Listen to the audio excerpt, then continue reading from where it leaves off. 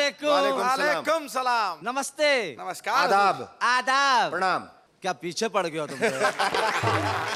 आपका ये प्रोग्राम सारी दुनिया में मशहूर है। आपको पता है हमारे मुल्क में जब आता हर आदमी हमें तंग करता है। और तू क्यों नहीं जा रहा यार?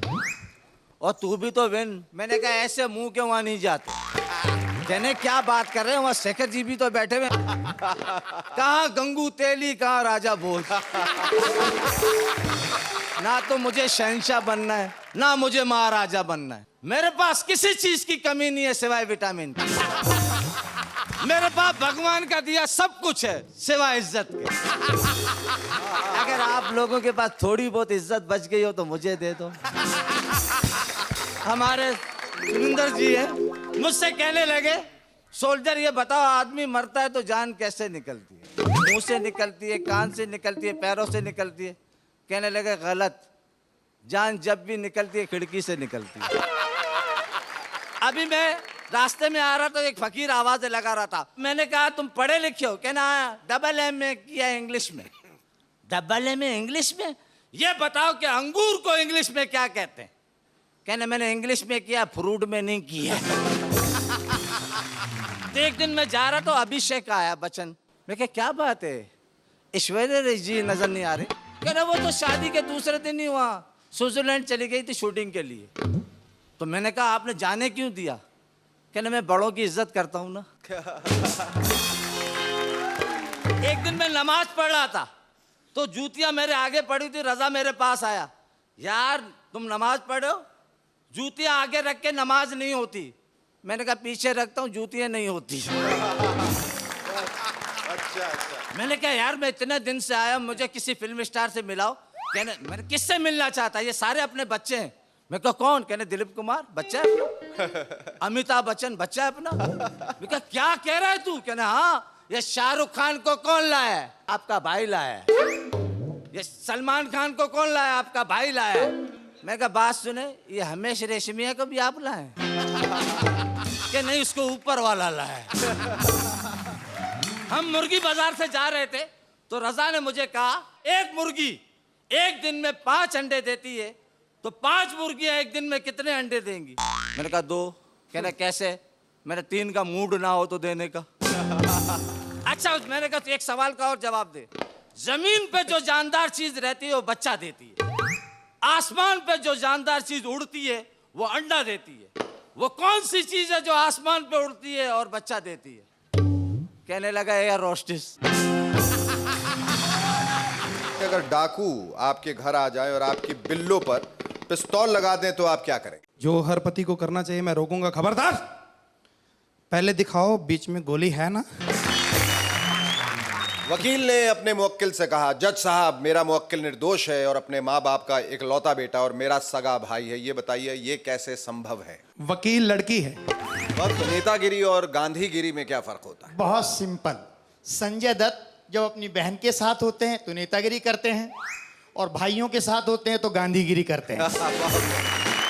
किट्टी पार्टी और कॉकटेल पार्टी में क्या फर्क है गुरु? किट्टी पार्टी में वाइफ्स की अलग अलग ब्रांड होती हैं और कॉकटेल पार्टी में वाइन्स की अलग अलग ब्रांड होती है। एक में कोलाहल होता है, एक में अल्कोहल होता है और दोनों सर चढ़ के बोलते हैं। और पायजामा और साड़ी में क्या फर्क आता है? पजामा पहनकर शीर्षासन कर सकते हैं।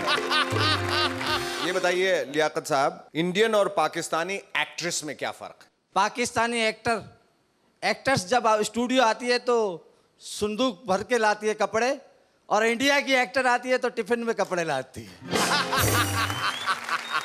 अच्छा ये बताइए प्रेसिडेंट बुश को कौन सी खुशबू पसंद है? पेट्रोल की। अच्छा आपकी खूबसूरत त्वचा का राज क्या है? हमेशा मैं कपड़े धोने वाले साबुन से नहाता हूँ। सिन्हा साहब, फेस वॉश और चमिंडा वाश में क्या समानता है? जी दोनों धोने के काम आते हैं।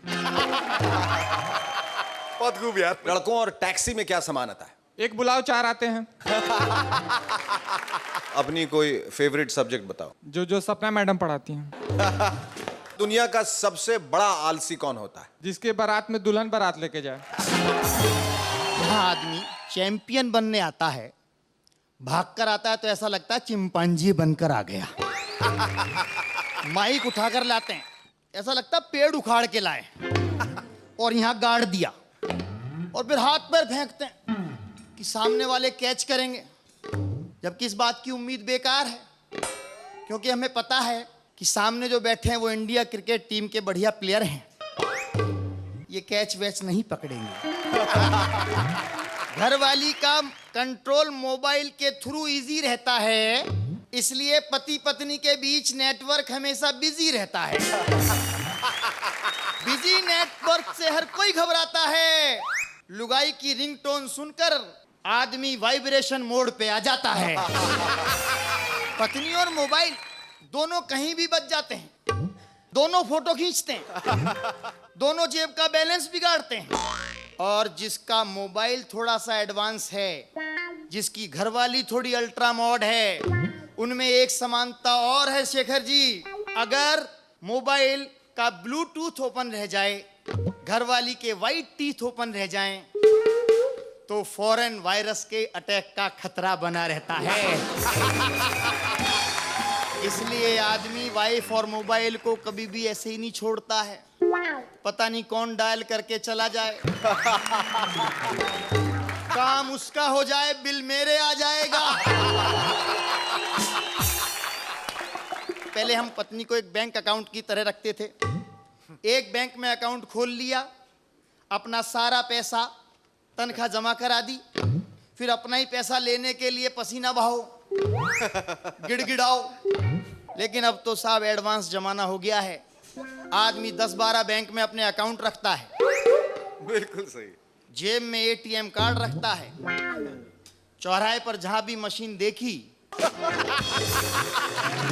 1 नंबर की कमाई 1 नंबर के बैंक में, 2 नंबर के बैंक में 2 नंबर की कमाई। और बड़े मजे में होते हैं जिनकी होती है 2-2 लुगाई। इसके पीछे एक साइंटिफिक कारण है। कभी आप पानी की एक बाल्टी उठाना, बड़ी दिक्कत आती है, तो उठाओ क्या बैलेंस बनता है।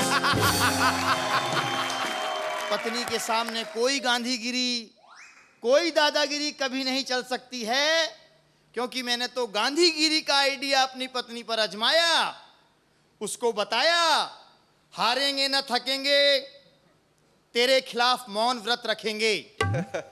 वो बोली, मारे मेरे प्रिय पति सत्यवादी, मौन व्रत की छोड़ो, लेनी है तो लो पूरी समाधि,